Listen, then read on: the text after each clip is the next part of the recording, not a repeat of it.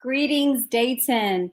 This is Shenise Turner-Sloss. Welcome to another episode of Like It Is Dayton. I am thrilled to be here this evening.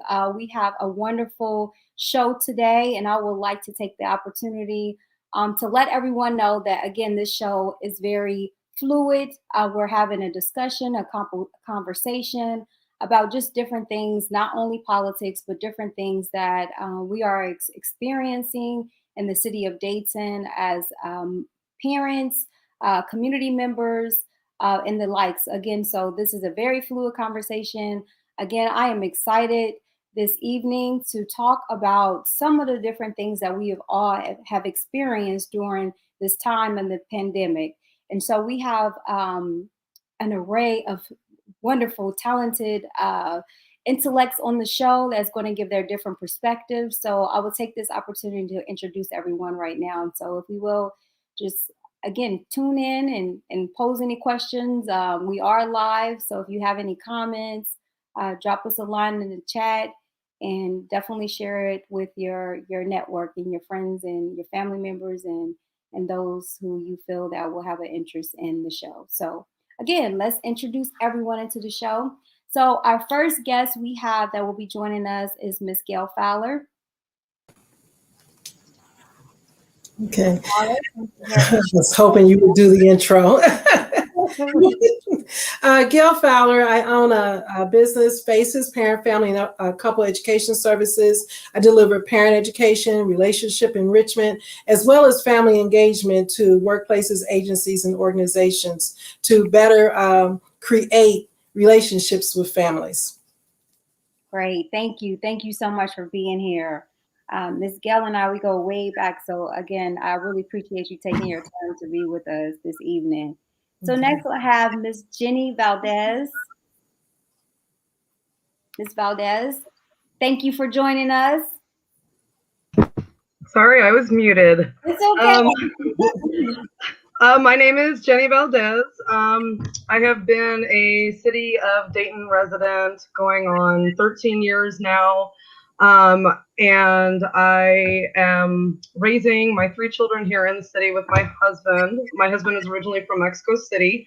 So we are very involved with the Latino community in Dayton, involved in a number of organizations that are part of that community.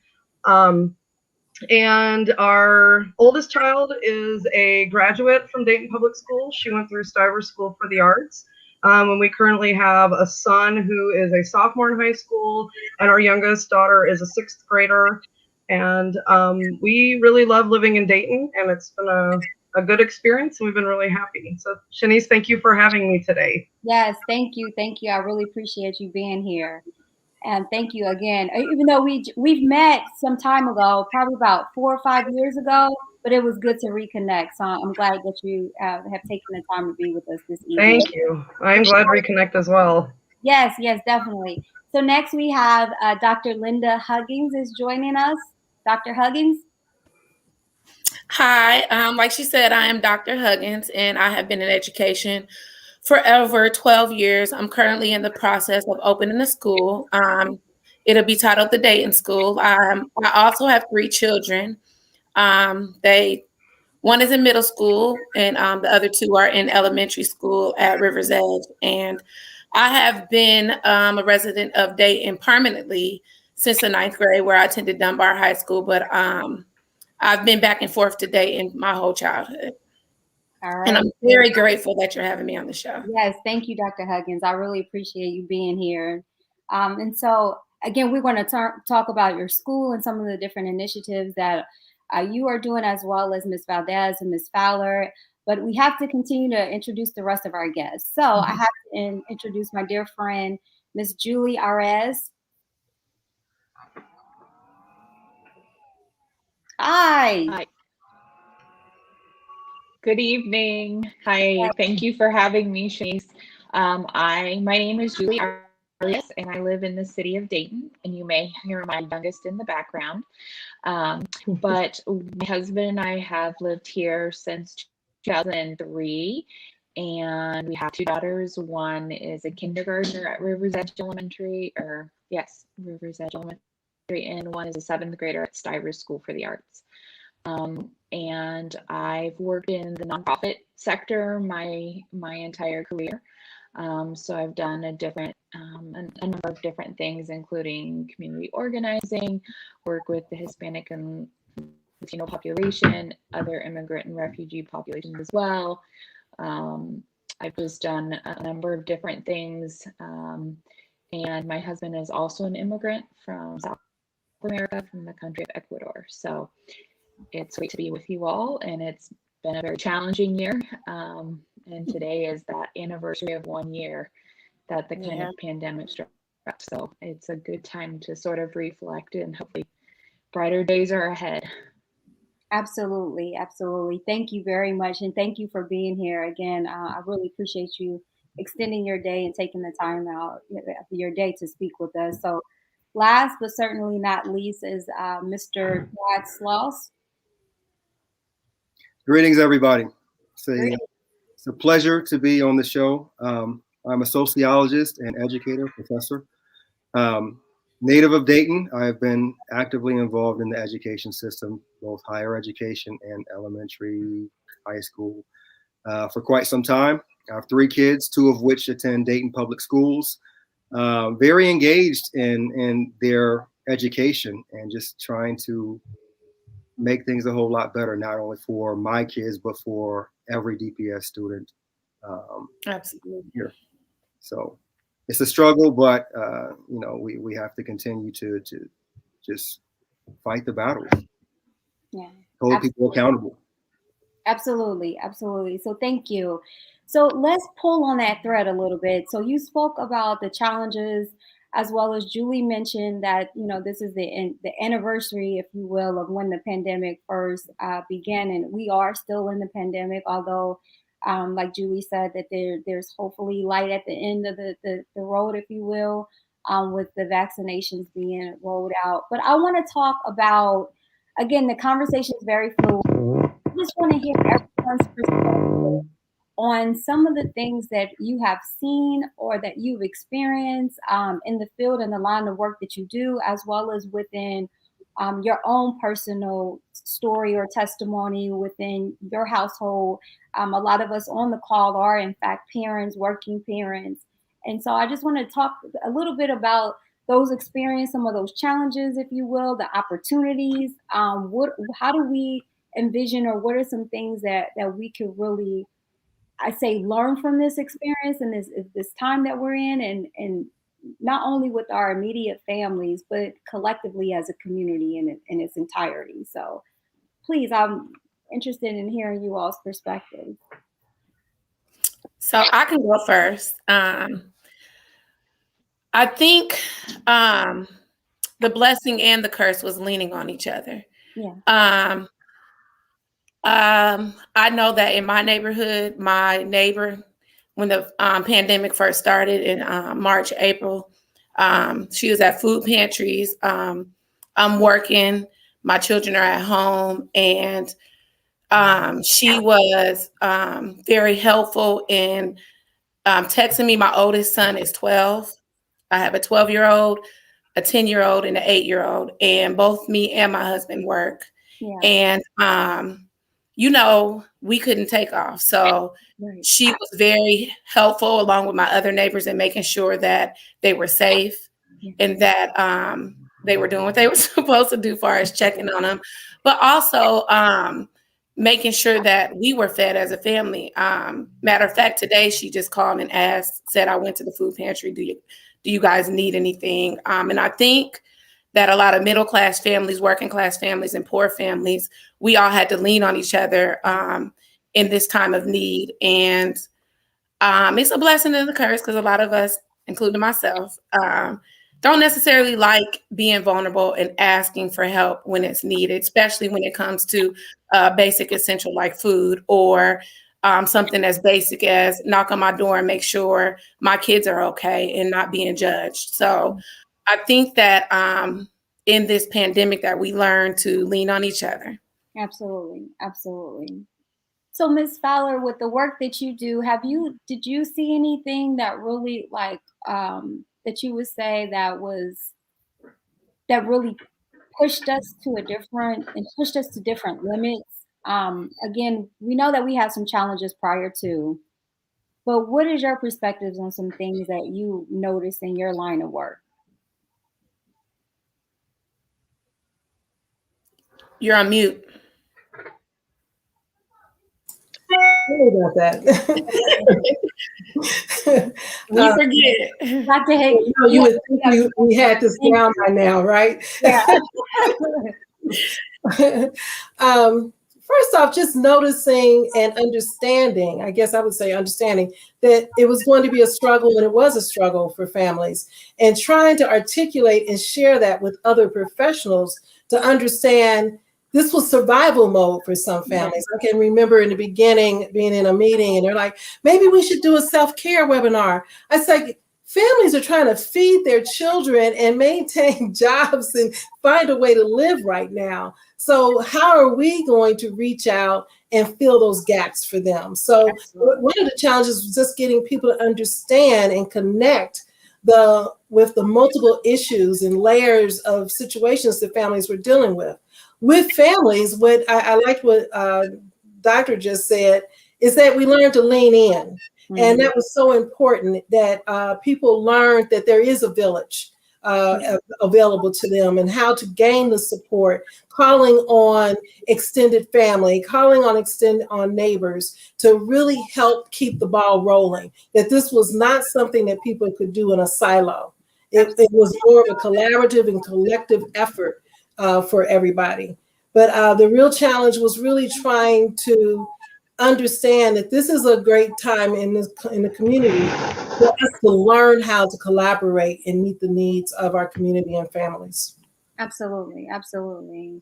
So Julie, I know you work for a nonprofit. Could you speak to like some of the things that you've seen in a nonprofit, your perspective, even as a mother, a working parent yourself? What are some of the things that you notice or challenges or opportunities out of this?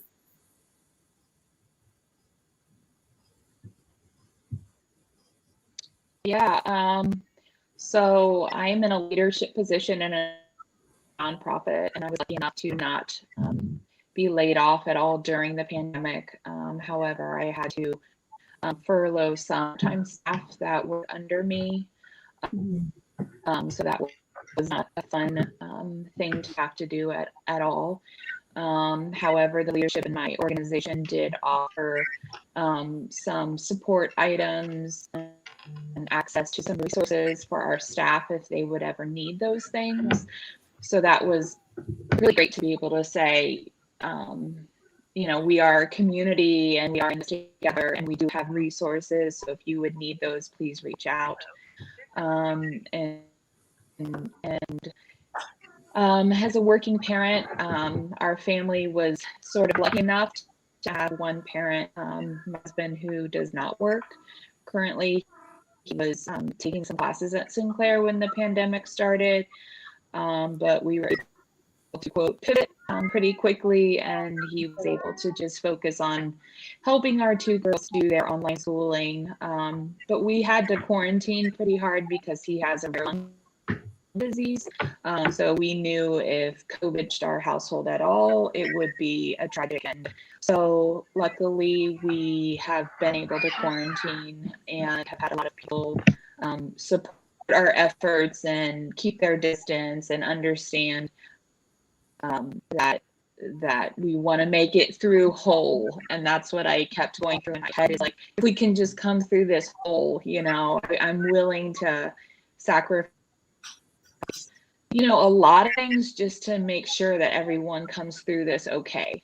Absolutely. I think as a parent and the school stuff that was happening, it was hard to hear school leadership talk about budget in the 5 years coming and long-term things, when we know so many families were dealing with the food on their table today and the bills for the electricity that have to be paid tomorrow. And so it was a letdown when the schools were talking about, oh, we have to furlough people in the short term because our 5-year budget's going to be affected, et cetera, et cetera, et cetera. And I just, think there was a huge missed opportunity there. I think that we should have, on every level, taken care of people around us in the best way we could at that moment.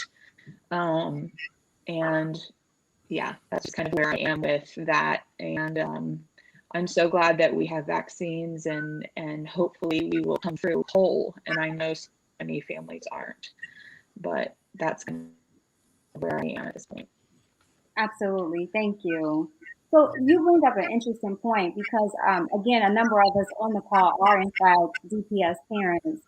So, Ms. Jennie, can you talk a little bit about that? Like, what were some of your experiences that you have with a lot of the educators or the district within itself? Like, what's your perspective? Do you think the district handled, and again, this is a very fluid conversation, and no one has a crystal ball. We didn't have a guidebook to really process us through this global pandemic. But what are some of your perspectives and thoughts on, how do we do or in handling our kids' education, and just what's your perspective is and things? Well, regarding the district, I will be honest, I was very disappointed with how the pandemic was handled initially. I do recognize that it is a pandemic and it's not something that anybody was prepared for. It wasn't something that anybody has had to experience before. But unfortunately, Dayton Public Schools, when we first went into it, I feel like they didn't do enough research on the best way to handle it.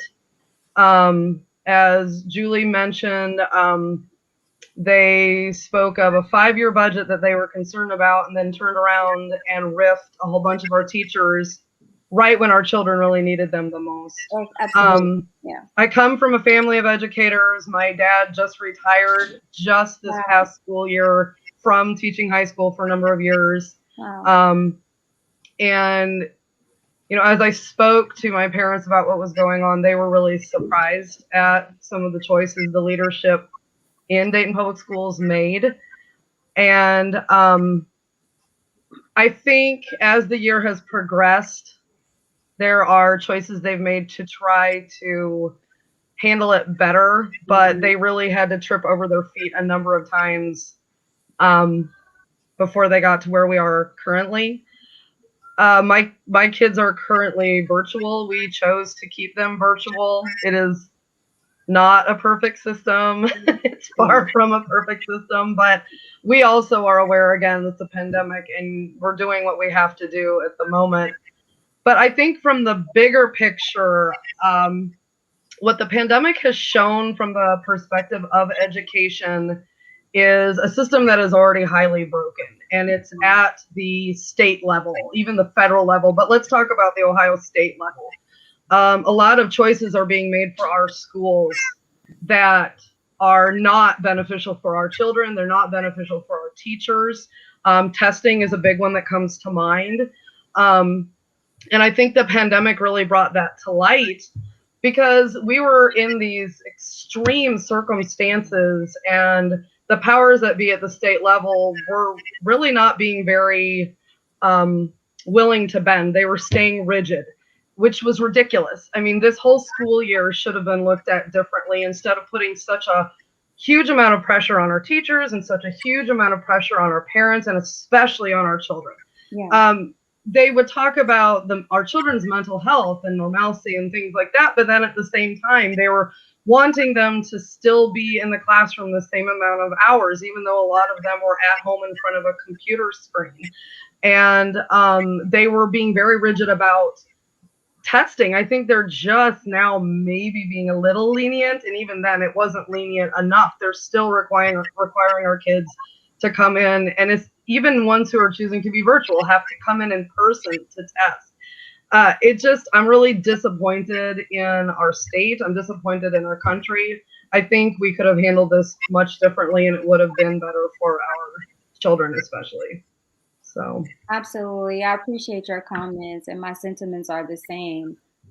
We personally had challenges with not only having all three of the kids at home, and then my husband and I both are working at home, but it was just the amount of applications that the kids had to work through. Yep. They had to go from one program to another program. It was a lot of shifting, and just to kind of get them acclimated with using those various applications was challenging within itself. And I will say that, to your point, in the beginning, I thought that the district could have made better decisions in which they did, understanding that this is totally new to all of us. I did appreciate the number of correspondence that were sent out to the families, but I also thought that the extension of the break was too long for mine. Yeah. It Yes. was entirely too long. And then the other day, we took the boys to school. We were dropping them off, and I read on the marquee that they're going on spring break. And I'm like, they don't even need another break. They need to continue learning. We have a lot of lost time that we need to make up. So, but Chad, would you please speak to like some of your perspectives and some of the things? And I would honestly like to hear from the collegiate level of some of the challenges and the perspectives of that you have experienced, not only with the students, but the universities, and not naming any universities in particular, but just some of the things that you have seen. Okay, thank you. I agree with all the sentiments that have been shared so far. The two things that highly influence my perspectives are the research that I'm currently conducting, and of course, being at home, teaching online classes. When my kids were online, we were going back and forth, and I'm listening to them, they're listening to me. But my research has dealt primarily with Black students and how they are faring at HBCUs and PWIs. And I've been studying students going to all sorts of schools, about 12 different schools throughout the Midwest and the Mid-South. And I found that COVID has very much disproportionately targeted Black students to the extent where they are dropping out. They are becoming extremely mentally vulnerable and not being able to, concentrate on the things that they need to concentrate on to get a higher education and be successful after they graduate.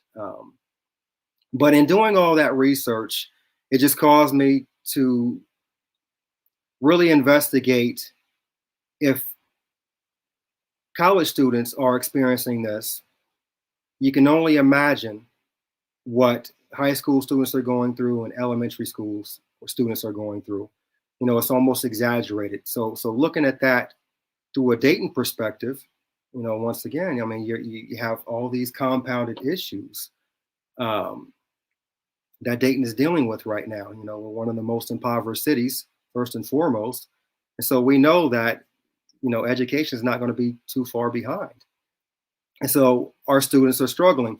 I wish that I could say that the system is broken, but my discipline tells me otherwise. It's not really broken. It's the fact that it's doing exactly what it needs to do, and our students are being left behind as a result.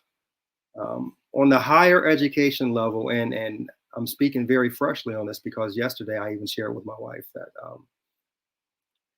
I received, and I printed it out. It was 3 pages of a student who had a college student who had thought about committing suicide because he had mental health issues, physical health issues. And then, of course, when COVID came around, it compounded everything, and it made it extremely difficult for this student to function. Once again, a college student. And so once again, it causes me to really investigate, well, how are our students doing at DPS? DPS did not do a good job in regards of preparing students. The teachers did a good job, but they can only be as good as the administration will allow them to be. If they're not being listened to, if they're being ignored, if they're not given proper training on online technology to make our students successful, then they're not going to be successful. looking at the broader picture, if we're looking at Dayton as a whole, it's DPS is in trouble. And this has been some of the things that I've been fighting probably for the last year, dealing with busing, dealing with teachers receiving the right amount of training. Right. We're just so behind on different things. And as a result, as I mentioned, we have the poverty issue. What we are seeing nationally, we're going to get hit tenfold with the outcomes of students not having a proper education, being out of school and insufficient online education. I mean, it's just going to be a plethora of issues to come, unless we start to, work with intentionality to correct these deficiencies, because they'll just be exaggerated as time progresses. And, we're still holding these kids to the highest notch level of performance.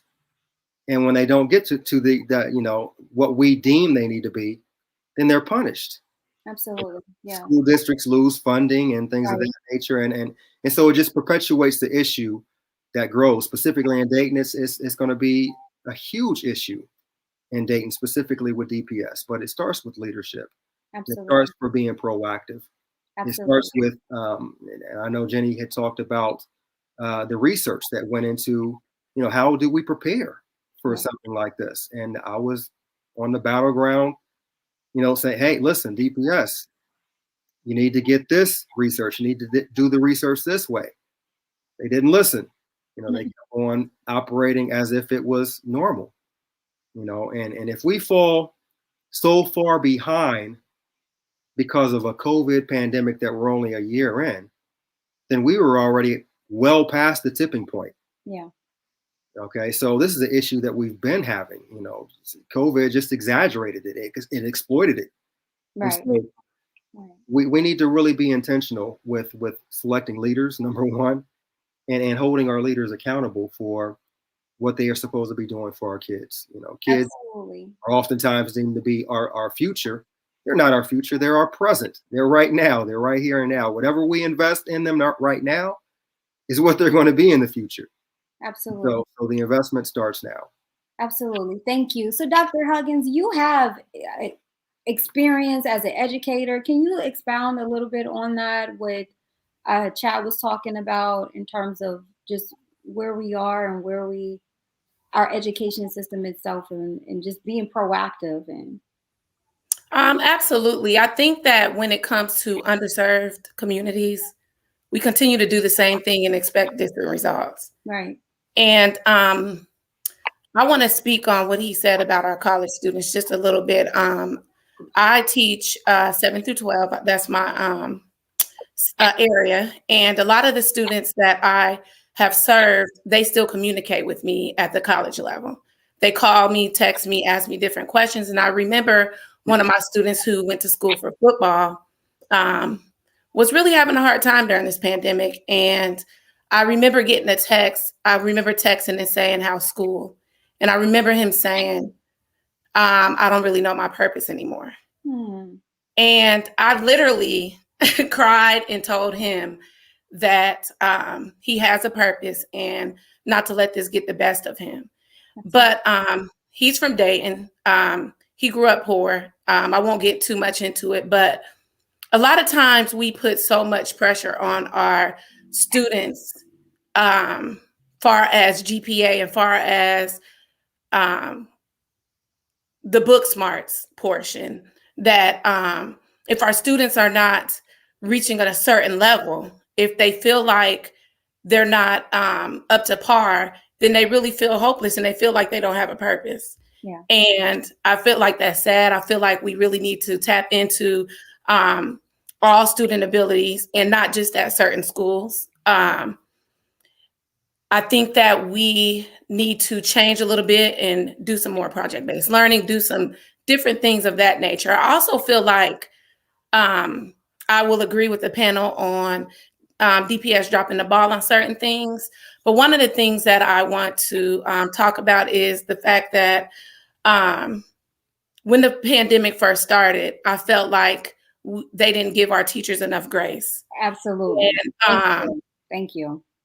I think that the system of, okay, we're in a pandemic.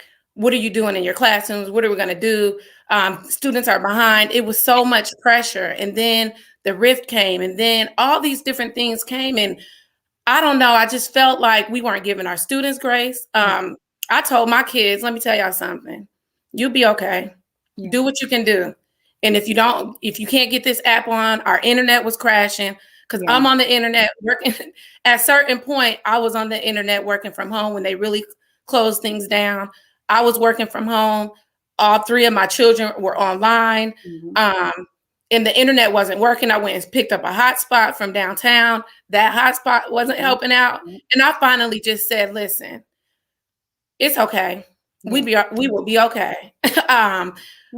We'll catch up when we could catch up. Don't worry about it. I told the teachers, listen, it's okay. Don't worry about it. I'm not putting any pressure on anybody. And I just feel like there wasn't enough grace given to our children and to our staff and to our families. And that really hurt me because we are working in the urban public school system. And with that, we all know that comes with all kinds of things. They're coming with trauma. They're coming with, I don't want to turn on my camera because my house isn't up to par. A whole bunch of things. And I feel like, DPS was like telling the teachers like, no, we need to make sure that kids are on camera. I mean, is that really a big deal? I think we focused on the wrong things instead of focusing on what truly matters, and that is our children and their mental health and making sure that our families are taken care of. And like Julie said earlier, I think we dropped the ball on that because we could have really took that time to show our families just how much we care. And like Jennie said, I think they are kind of trying to fix it, but I don't know. And I'm not going to say it was every DPS staff member because I do know multiple people who were in the system trying to tell those who in charge, those who are maybe higher up than them about this culture and about the competencies that we need to have coming into serving our students who are underserved. And I think it fell on deaf ears. And because I know there are a lot of people within the system who do care and who have a lot of knowledge, but I don't know. I just feel like that opportunity of giving grace was really missed. And like Chad said, with our college students feeling like hopeless, I just could imagine what our younger students were feeling with taking on. I mean, we couldn't leave each other. We was all in one area. If you cried, your kids saw that. If you were stressed out, your kids saw that. And I just feel like, I don't know. I feel like that was a missed opportunity. Jennie, do you have anything to add? I know that you are an active parent in the district, and I just wanted to see if you had anything to add onto that. Well, I absolutely agree with everything I'm hearing, everything Linda has said and Chad and Julie. I mean, everything. To me, it was the expectations. We were in this absolutely surreal situation. I am an adult, and I remember when everything was starting, I was feeling panicky because it was so strange and it was engulfing the entire world. And our children are not stupid. Our children, they hear things in the background. They have an idea of what is going on. And especially when you get to having older children, middle school age and, well, shoot, even upper elementary age, but especially high school age, they read the news. They know what's going on. And I was really disappointed that it just seemed like the expectations of what our kids were supposed to continue to do wasn't changing. We had a period of time. Well, one of the things that I was frustrated with DPS is the constant changes. It was changes and changes and changes. The kids would finally start to get the knack of a system, and bam, they'd say, okay, no, we're going to do it differently now. And then that would happen again and again and again. And then when they finally were completely virtual, and this was before the long break, they were on for hours and hours. And that's where I felt like, okay, DPS, why are you not doing your research? Why aren't you comparing us to other districts and how they're doing it?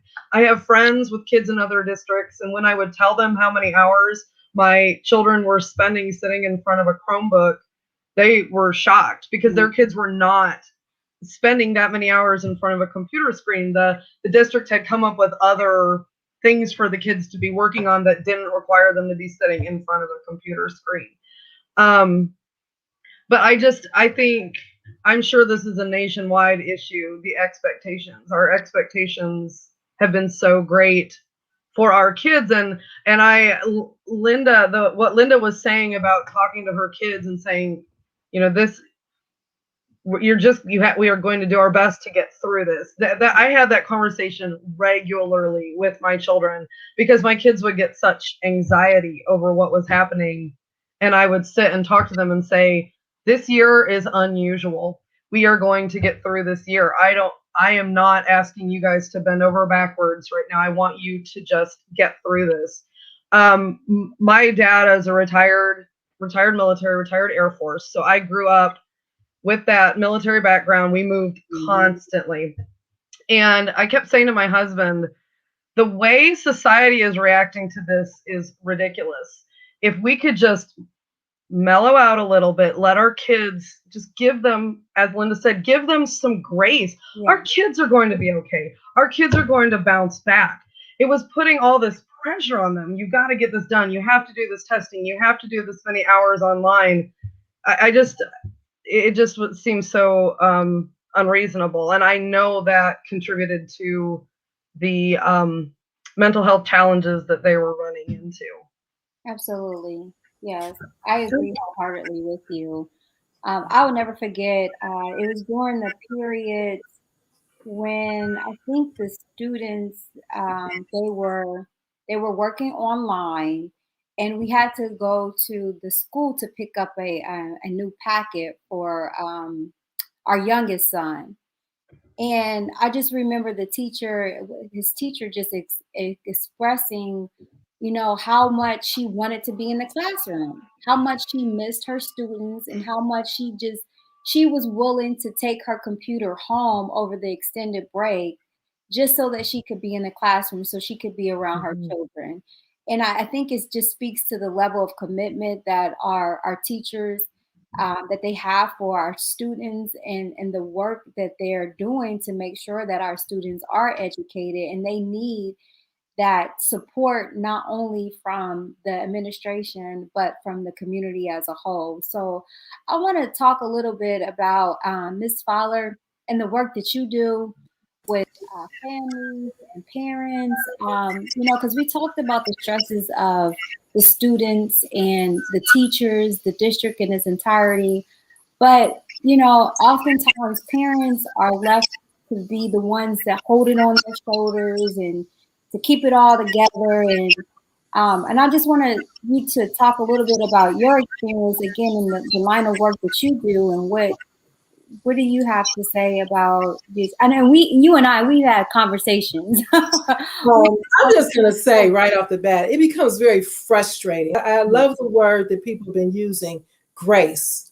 So grace for teachers, grace for the experiences that are occurring. Yet I know they didn't understand the load that was being placed on parents.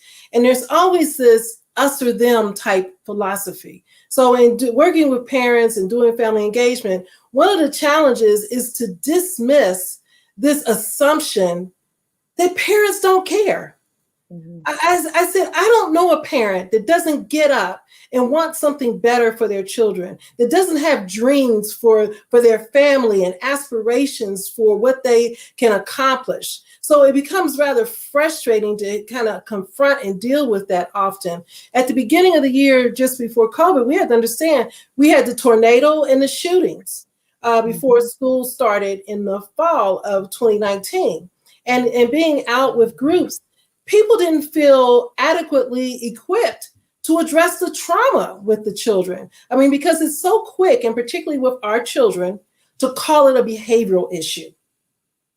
And so to have to talk to the fact, understand these children are not going to be calm and wanting to sit at tables and sit at desks, because we don't know their experiences. We don't know if they're in a home. We don't know if they've lost a loved one. I mean, this was just before COVID with the tornado components. So then when we talk about not just the COVID as a pandemic, but what are the remnants of that? Grief.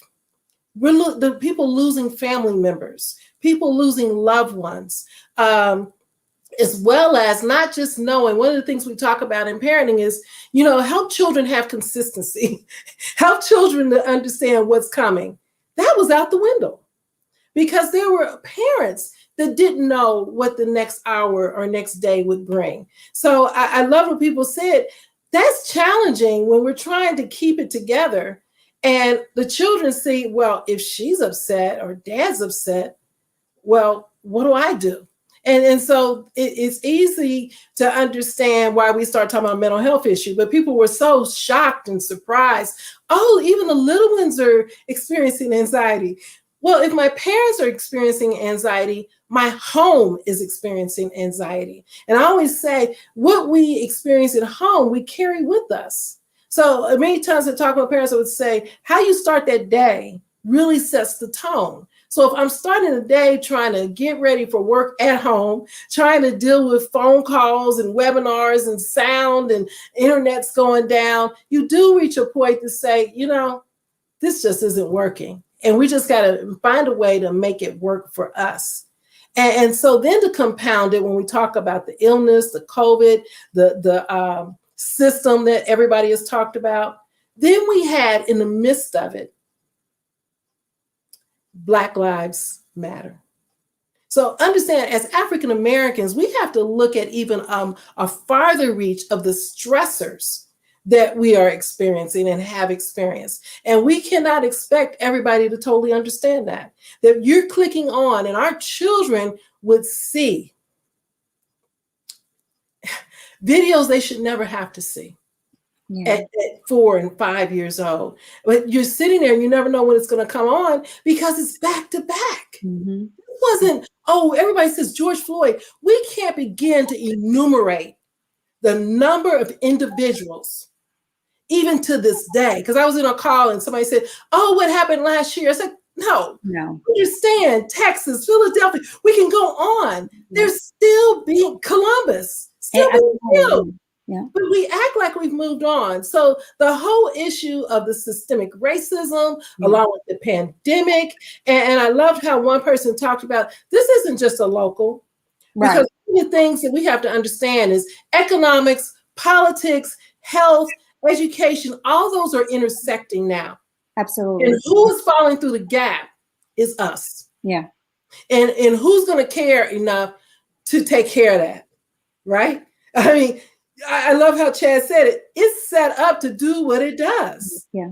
So when this is all done, and it's not going to be done, as we move through, who are they going to start pointing the fingers at? Well, why can't they do this? Or why aren't they doing it? So we really have to keep an eye not only on our local decisions, but what are these people making decisions about on a state level? That's right. Or it trickles down into these districts. That's right. Because that testing, that was ludicrous. That was abusive to actually say you were going to challenge children to sit down and take a test. What are you testing for? I'm traumatized. I'm at home. I can't do my schoolwork. My family's in a disarray, and you want to test me? That is child abuse. Yeah. Absolute child abuse. Yeah. Yes. Thank you, Ms. Gail. Again, I always enjoy our conversations. I'm just at a loss for words because I think this is healthy conversation that we're having.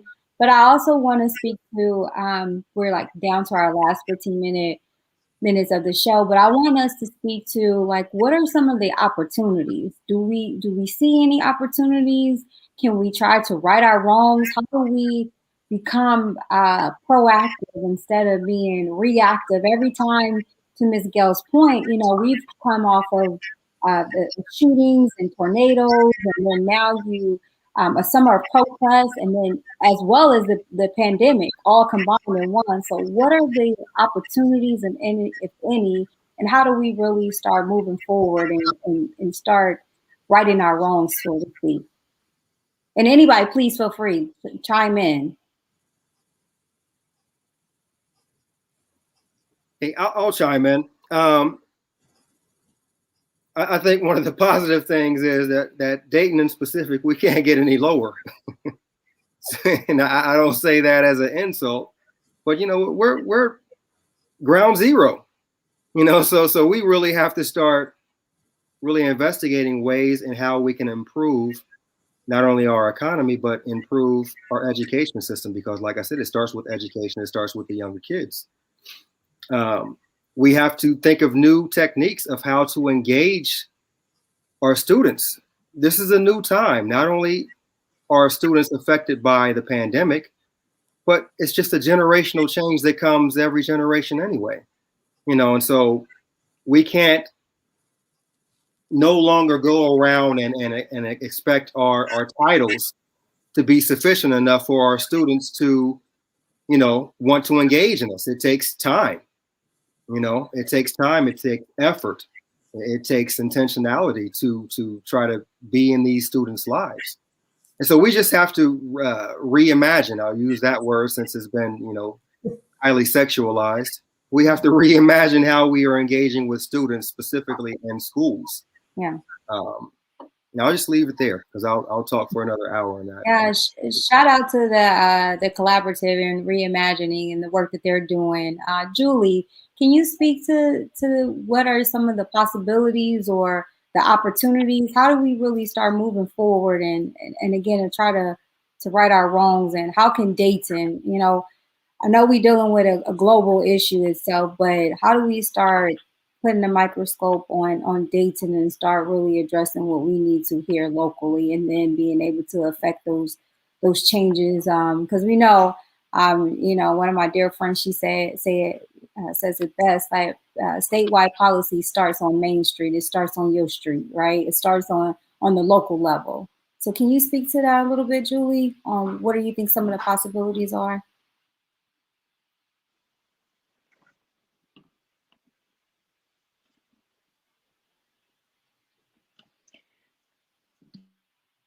Get my thing to unmute. There, I'm unmuted. There you go.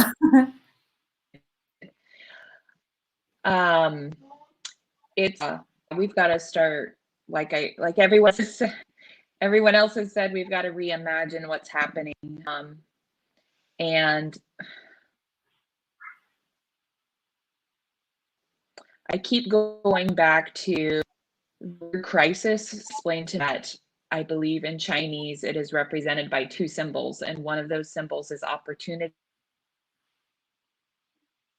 and one danger. And we are in a crisis. And if we could grasp onto the opportunity while trying to mitigate the danger, we would be a much healthier society. Yeah. Focus and streamline. Yep. I think we lost Julie. Can I say something? Absolutely, please. So I think one of the opportunities that we see happening worldwide is a microscope on mental health. Mm-hmm. And I think that we should have been focusing on mental health, working in an underserved district, in an urban district. And I think that we need to really not only say we're serious about mental health, but showing how much we are serious about mental health, and not just having. My niece is emotionally disturbed, and her counselor was taken away during the pandemic. She doesn't have one, and they sent a person over that's not a counselor, and basically she's like, I don't want to talk to her because I got to talk to her in front of grandma, and I don't want to. I want my counselor back, and she has really struggled through this. So that's somebody who already had a mental health designation. And we're going to have so many other students that don't necessarily have that designation, but need to talk and have those services to them that they can't necessarily talk to their parents about because they don't want to maybe alert their parents or have their parents worry, or maybe it's just some stuff they don't want to share with their parents. And I think that one thing we got to do is that mental health piece is very important. And also this cultural competency thing, like we throw that word around so much, but we really need to quit throwing that word around or that phrase around and really get serious about understanding the cultures we are serving and understanding the students we are serving, and serve them as if we are trying to understand and as if we care. And I just think that that's an opportunity right now that we can hit the ground running with that mental health, and that training our staff. From the janitor to the person who's driving the bus to the person who's serving the food. We all need to understand our students and their backgrounds, and not make them necessarily feel bad for not assimilating to the dominant culture, but meet them where they are with their culture. Yeah, thank you. I appreciate to piggyback on what she said. One of the things we have to look at micro, macro. We sometimes we're thinking about the day to day, but I love what she said. When we talk about family engagement is that you didn't have a math night. It's a systematic approach throughout the district. It's not that one school is doing well with families, but how do you create a culture that says families are invited, families are stakeholders, and families have a voice in our district? I was meeting with somebody today that's not a school board member in Dayton, but just a board member. She was telling me, this is all the things that they were doing. And I would ask, how many parents are involved? How many people from the community involved in it? And she was just like, gosh, Gail, you're asking some good questions. But the idea that you have formed task groups, committees, doing strategic planning, and you still have not created a level of representation from the community. And so we want to talk equity. Right. How she said cultural competency, but you're still sitting around the table. I said, I would tend to say, is there one person of color at that table? And she pulled out her thing and she says, wow. I said, so what have you learned as you talk about the books you've read and the webinars you've done? Yeah. How are you changing the mindset? So as a collective, we need to start looking at how do we ensure that a voice is experienced in these decisions. It's been surprising to me how many times people will just go down, basically in your face, in the city saying, listen to us. But it goes back to what Shenise said, accountability and leadership. Mm-hmm. And are we holding people accountable? Not just saying the system, because the system is a collection of individuals. Exactly. And what decisions are those individuals making, and hold them to that decision. Yeah. I'm just, we were on a call one night after a decision was made, a big decision was made, mm-hmm. and it's on the news. Mm-hmm. And Shenise like, I can't believe this. But see, what I'm saying is that it was a unanimous vote. Exactly. Yeah. Every single one of those individuals voted for it. And how are we questioning or asking individuals from the city level, the school level, the state level to be accountable for us? And that means that we have to have a voice locally. And I still say when she said that state, because if we don't start impacting and bringing our voice to the state, by the time it gets down, and when we talk about being proactive, that's proactive. Before it becomes policy in the district, were we expressing those concerns at a state level before the bill was passed or before the policy was enacted? So we have to, it's so, it's so many layers, but how do you form, and we learned this during COVID, collaborations work. Mm-hmm. Collaborations are the key. And we have to be willing to unite in diversity ourselves. To be able to listen to those different voices. Absolutely. You said that we gotta, as a parent, how would you, what would you recommend a parent to get that? How do we get that information? Okay, and I'm glad you said that, because this is the other point that I make. I don't use the word parent engagement. I say family engagement. And this was before COVID. We have to learn to lean in with one another, because as a parent in the household, you're already overtasked. But as a family member, if I'm experiencing to know my sister or is a mom, or I'm a grandparent, or I'm a retired person, am I being responsible enough to also stay in touch with what's going on? If I know my grandchildren or my niece or nephew is challenged, am I would go to them. Look, grandma, look, auntie, or whoever, I need you to help with this. And that means sometimes we have to reach outside of us because we can't do it all. Yeah. It's just too much. But what we can do as a collective is much more powerful. So the opportunities of continuing to lean in and develop that diversity when we talk about all family. And that's how African Americans have done it for years, is that it's all family. We got to get away from this. It's the parents, it's mothers, fathers, kinship, grandparents have always been the ones who have had a stake in the children's lives. And it's not just like somebody said earlier, it's not just about academics, it's about social emotional development, because they're going to be behind on that level too. This mental illness is huge. When I see teenagers on TV, one person said, well, how many of your friends have considered suicide? And she sat there and she says, about 90%. Oh. If that doesn't rock us, what does? Absolutely. Yeah. And we can't do it in isolation. We have to be willing to reach out and lock arms and spread the word and share and keep that communication going. Thank you. I appreciate that. So again, I wish this conversation could I'm sure it can go on for another hour or two, but we definitely want to be respectful of everyone's time. And I welcome you back anytime. We can talk about different topics, whatever have you. Please, by all means, we can do this again. But I want to give you all an opportunity to speak individually about some of the things that you are doing, how people can find you, if there's different platforms that you're leading right now, different initiatives. And so, Jennie, I'll turn to you. And if you want to speak to some of the different works that you're doing and some of the collaborations that you're working with, a number of them, that you're working with. So I'll give you an opportunity, please. Okay.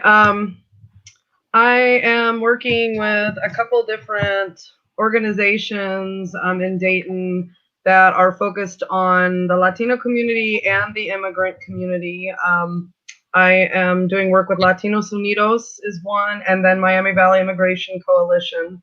One of the things we've been doing is a food delivery program throughout COVID to get food to families that were without transportation, that were being negatively affected by COVID.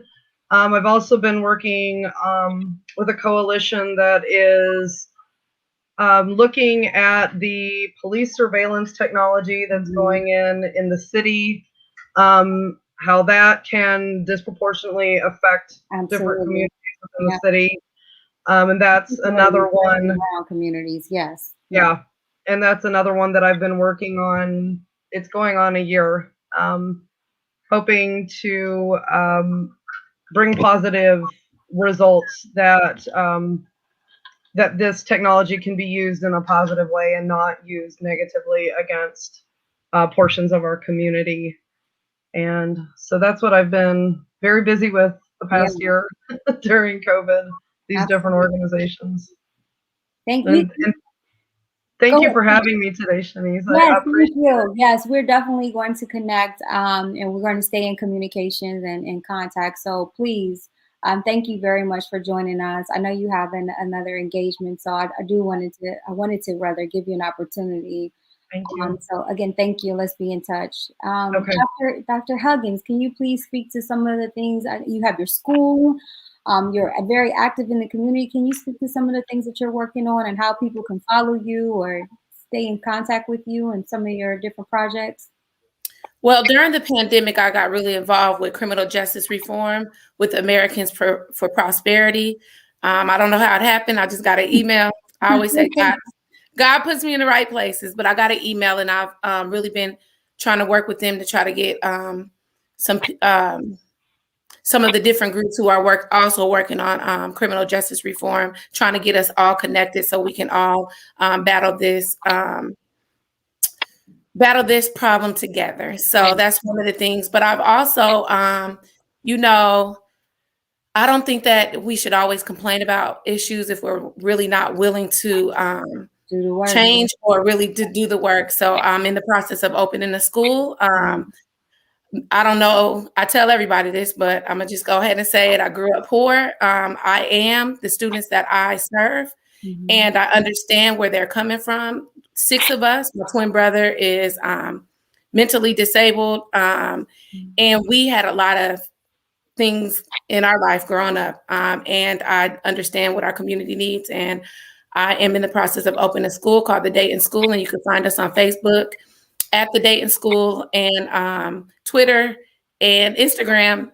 They're all the Dayton School, and you can also reach us on our website called DaytonSchoolOhio.org to get more information. I won't go into that too much, but go check us out on the website. And if you're interested in supporting, donating, you could do all those things there. And if you would like to contact me, my email is lhuggins.tds.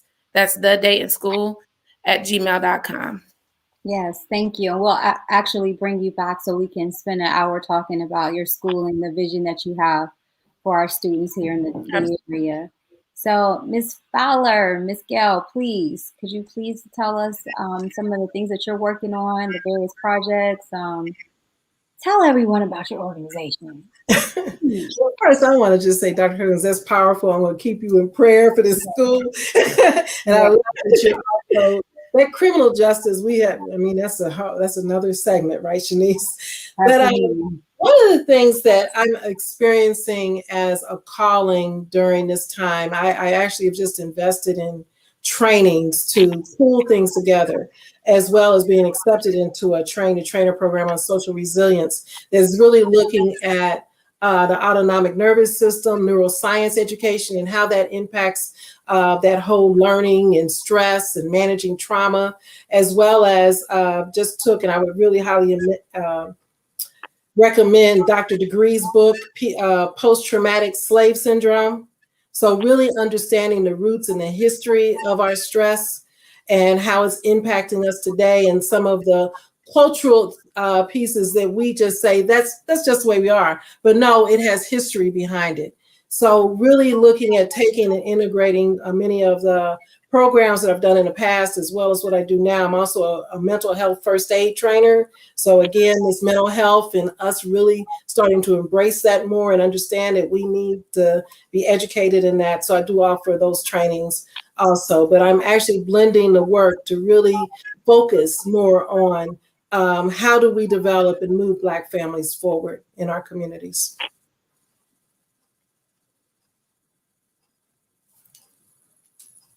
Talking without, so yeah, we're definitely going to bring you back because we want to do a deep dive on that topic. So thank you, Ms. Gail. I really, really appreciate you being here. Ms. Julie, please. Thank you again for being here. Can you tell us some of the work that you're doing? You're actively involved with DPS Parents. Can you talk about some different initiatives that you are a part of or that you're leading, or how people can find you, or?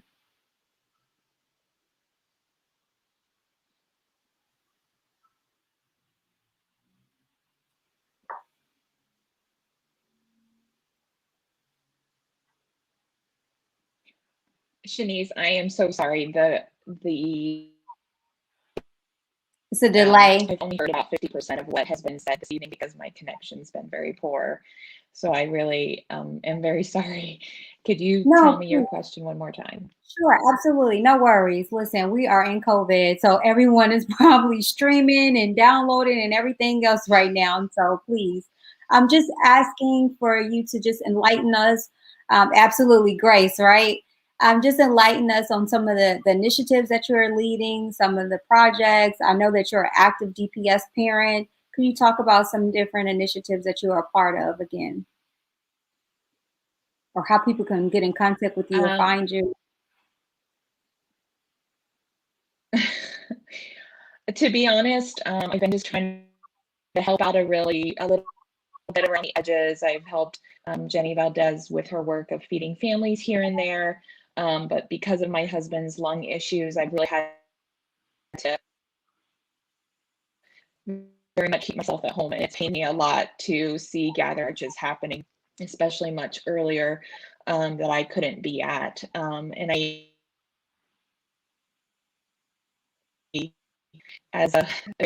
feel like I've had to put myself kind of on a shelf in a jar a bit.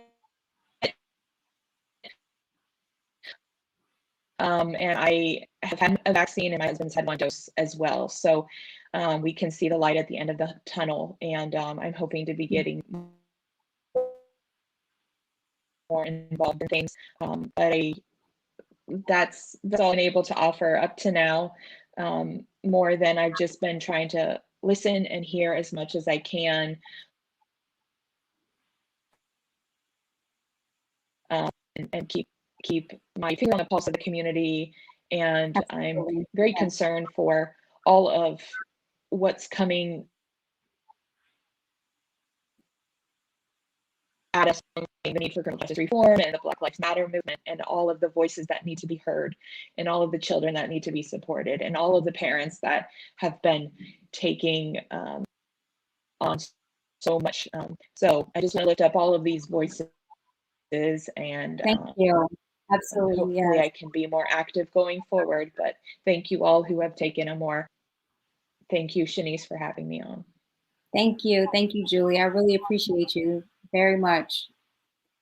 Mr. Chad, Mr. Sloss, can you please tell us about some things that you are involved in, some initiatives that you are leading or a part of? I know you mentioned your research. If others are interested in learning more about your research, could you give us some information about that? Or if they want to be a part of the research at the collegiate level, or could you talk about that? Yes, I am continuing my research. It is dealing with the impacts of cultural mistrust on Black students attending HBCUs and HWCUs. And then after, I'm gathering. Just for, could you explain, just in case, enlighten us? Could you tell us the acronyms, please? Absolutely. Well, first, let me break down culture. When you look at culture, and Ms. Gail had mentioned a great book, but I want to mention another book that I have actually right here that deals with cultural trauma. It's called Blaqsage by Grier and Cobb, which is a great book to understand why Black students have their lives or the troubles or are marginalized in the ways in the ways they are. But dealing with culture, I look at cultural mistrust on so many levels. Number one, you look at, as Ms. Gail was saying, you look at the disproportionate representation of Black students versus Black faculty, Black teachers, things of that nature. And so that causes a whole dilemma in regards of, well, how can you teach these students? We always speak about cultural competence, but is that really effective? Or is it just another catchphrase that we use to try to get funding and to try to say that we're doing the work when, the outcomes are showing something totally different. So I'm really engaging in cultural work, cultural mistrust in specific. HBCUs, historically Black colleges and universities, and PWIs or HWCUs. PWIs are predominantly white institutions, and HWCUs are historically white colleges and universities.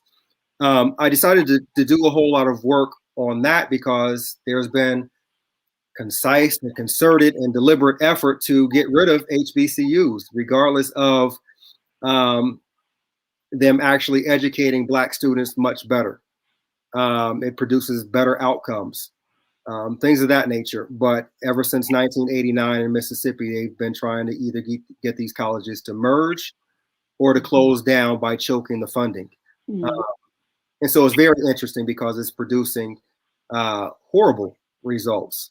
Okay, but you have to also look at us and being complicit to that also, because we stopped going to HBCUs.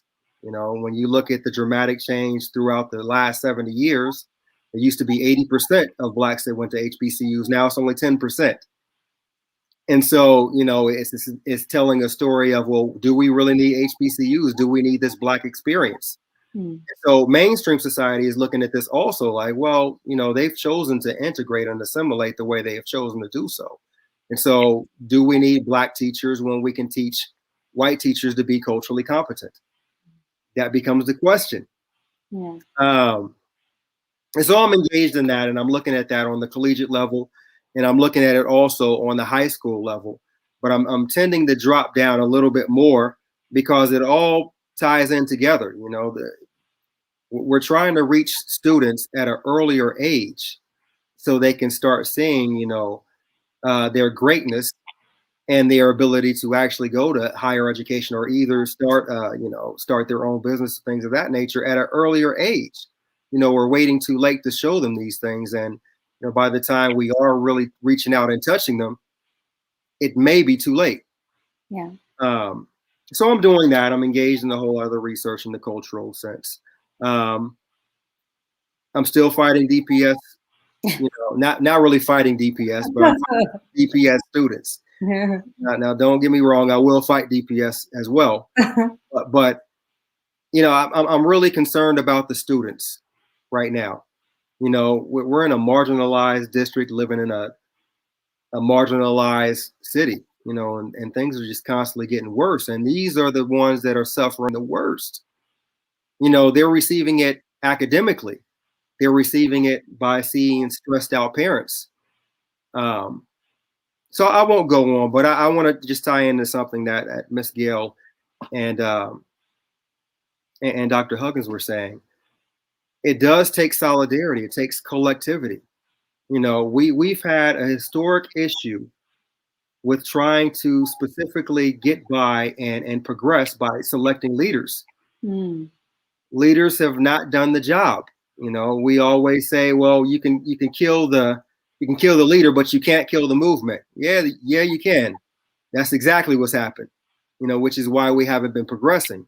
You've killed the leader, and you've killed the movement. You look at Fred Hampton. You can't say that the Black Panthers right now are working at an equivalent rate in the 60s. It's just not. Ever since 68, it's been on a downhill. But leadership starts in each individual household, and it spreads from there. It's when you look at these oppressive systems, number one, there's no oppression without complicity. And so we have to also guard against that. Absolutely. But if you're looking at, and I don't want to go into lecture mode. Well, you're getting there, so we're going. Yeah. So let me just stop right here. But I'll just say, we just need to have more collectivity. And yes, it is a burden for those who are already aware, for us to keep the people who aren't aware constantly in the loop of what's happening, what's going on, what do we need to start looking for? How can we engage? But it's hard work, but we have to continue. Absolutely. Thank you. And meet them with grace also. The people who are, because sometimes we act as if they're less than, like, you didn't know that? You didn't want to? Absolutely. Like, come on now. Like, anyway. Yeah, I agree. Absolutely. Well, we definitely will bring you back, Mr. Sloss. Thank you very much, because we want to hear more about your research. So maybe you can do a preliminary review with the show Like It Is Dayton to get you prepared when you actually defend your dissertation for your research. So I would really that. Yeah, I would really love for him to do a segment. Yeah. But again, I want to thank each of you for being on the show. I want to thank Ms. Valdez, Ms. Aries, Dr. Huggins, Ms. Fowler, Mr. Sloss. Thank you all very much for your time, your expertise, and your commitment to the Dayton community. Again, I want to have you all back. We can individually do an hour. We can just go. We can talk about what it is that you would like for us to talk about. Again, this show is, I use that word a lot because that is the truth. It is very fluid. So again, thank you so much. And thank you all for joining us and tuning in another segment of Like It Is Dayton. Make sure you check us out. We will be back on the airways every second and fourth Thursday of the month. You can check us out on Facebook, YouTube, You can send us an email. You can phone in some comments, whatever have you. But again, we are just excited about this time in the season. And you talk about collaboration and collective and the movement. I will say this before we end. This time around, and I've had this conversation with a couple of other people as well, but and Ms. Gail, you and I were talking about this. There's a whole nother different energy. There is like people are really energized. They're asking questions. They're poking the bear. Like they literally want to know why. They're questioning why things have happened the way they have in the past, and they're holding people accountable. And so I am just excited to see what. Denise, one thing you keep saying they. And as I look at my screen and I see Dr. Huggins and Shenise Sloss and Chad Sloss, no, you're doing it, okay?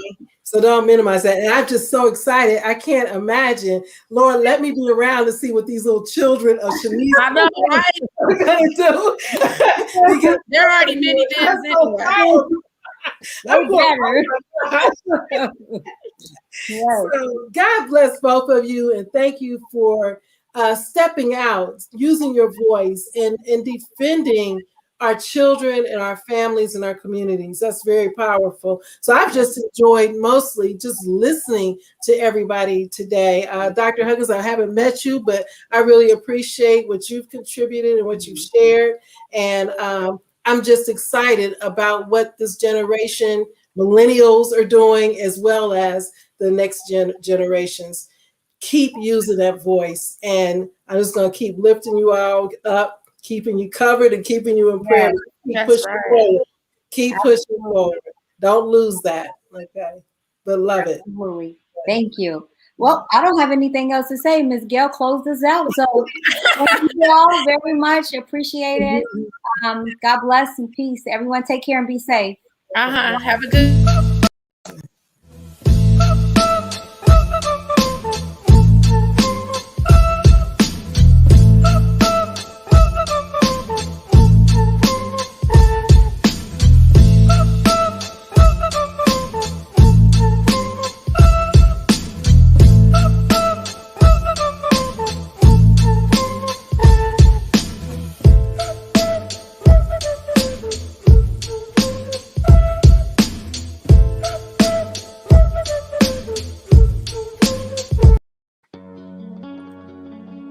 Thank you for tuning in to another Blaqsage production. Please like this video, share it with friends, family, and associates. Drop a comment in the section below and subscribe to our YouTube channel. Thank you once again.